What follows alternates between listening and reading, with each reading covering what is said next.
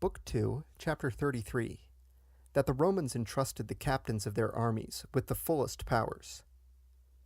In reading this history of Titus Livius with a view to profit by it, I think that all the methods of conduct followed by the Roman people and Senate merit attention,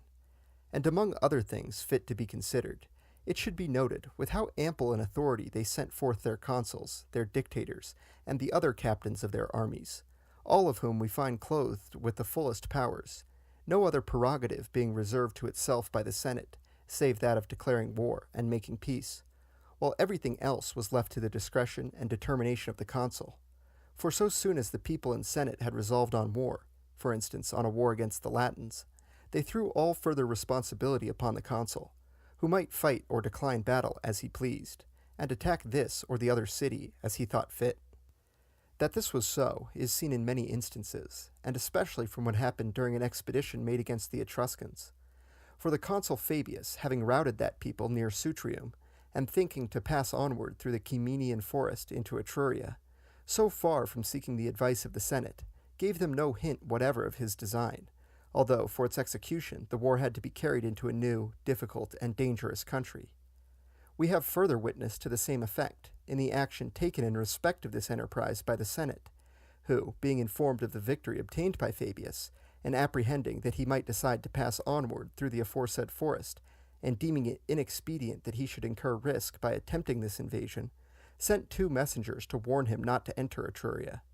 These messengers, however, did not come up with the consul until he had already made his way into that country and gained a second victory, when, instead of opposing his further advance, they returned to Rome to announce his good fortune and the glory which he had won.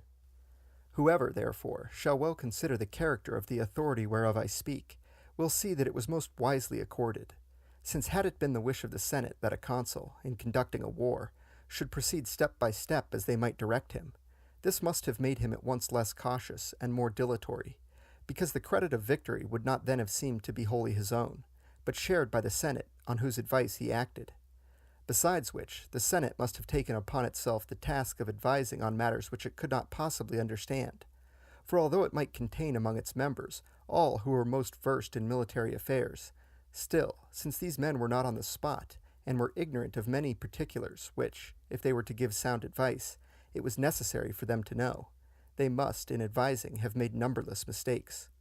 For these reasons, they desired that the consul should act on his own responsibility, and that the honors of success should be wholly his, judging that the love of fame would act on him, at once as a spur and as a curb, making him do whatever he had to do well.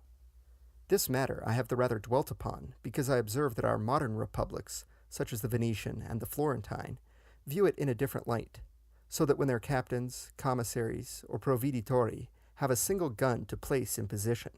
the authorities at home must be informed and consulted, a course deserving the same approval as is due to all those other methods of theirs which, one with another, have brought Italy to her present condition.